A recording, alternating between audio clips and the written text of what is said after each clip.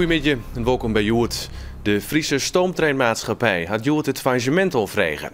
En daarmee liep het de doek te vallen voor de stoomtrein die tussen Snits en Starum rieden zou.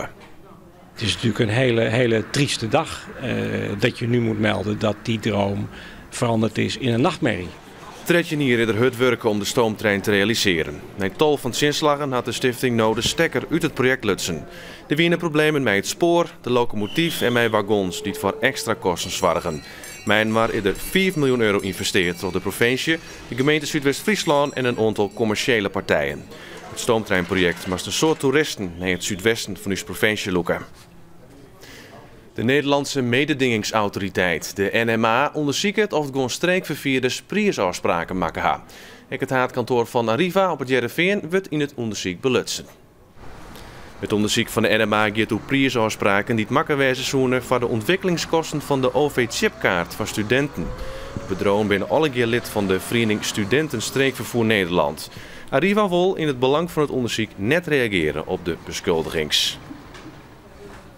De louter F-sections die op missie West gaan naar Libië binnen Joert waarom kwam op de vleerbasis. Treien vleertuigen landen in Leeuwarden, de oren op vleerbasis Volkel.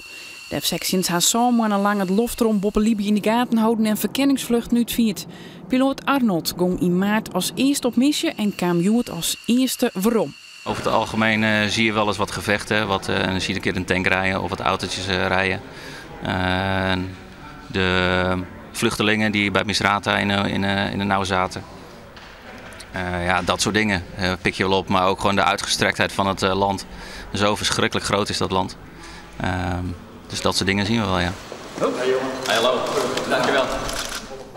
De gemeente Verwedderadiel stapt uit de middelzeegeerwerking bij de gemeenten Het Beeld, met name Radiel en Louteradiel. De drie gemeenten die doorblijven zullen zien naar hoe ze nou verder geerwerken en of dat ik nog lieden kind aan een fusie. De gemeente van Verwedderadiel had jeder onjoen sowieso een fusie met de Middelzeegemeenten te wijzen. De nieuwe parkeergarage Bosplein in Snits wordt 1 miljoen euro duurder. In 2008 is er een flater maken met de berekenings voor de bouw van de garage. Daardoor kost het geen 14,5 miljoen euro, maar nog 1 miljoen meer. Het extra geld moet komen uit parkeergelden. In de garage is dadelijk plak voor 470 auto's. Het is een megakarwei, de verhuizing van 900 ambtenaren en de volslijnde inboedel van het oude naar het nieuwe provinciehuis in Louwert. 4 dagen binnen uitlutsen voor de verhuizing van de tijdelijke locatie van de Snitse Trekwai naar het voor 80 miljoen euro verbouwde onderkom onder de Twabaksmerk. 4.000 verhuisdozen en dossierbakken gemai, een hele uitdaging. Het is een hele mooie klus. Dit soort klussen hebben we eigenlijk net zo vaak in Friesland überhaupt net. En dit is voor ons bedrijf een van de grootste klussen in de skiernis. Ja. De ambtenaren hebben 4 jaar lang om de Snitse Trekwai werken. Ze beginnen no mandje op haar nieuwe werkplek. De officiële opening van het Vernije provinciehuis is begin takomier. Acteur Joop Wittermans van Burgum die zit 40 jaar in het vak. Juist joen verrassen zijn vreugden in mei een feestje. Dat is wat bad vannacht. Het was hem oppakt. Zelfs woerde de 64-jarige Joop Wittermans er geen drokte van haar, maar zijn vrienden en collega's wonen het jubileum net zomaar voorbij gaan litten.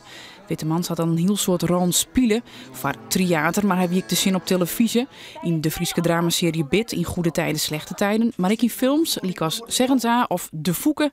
Vlak voor de tijd dat stopgeest, dan denk ik toch elke keer weer van waarom doe ik dit? Waarom ging ik elke keer die haast dat ik het toneel op mat voor de eerste keer?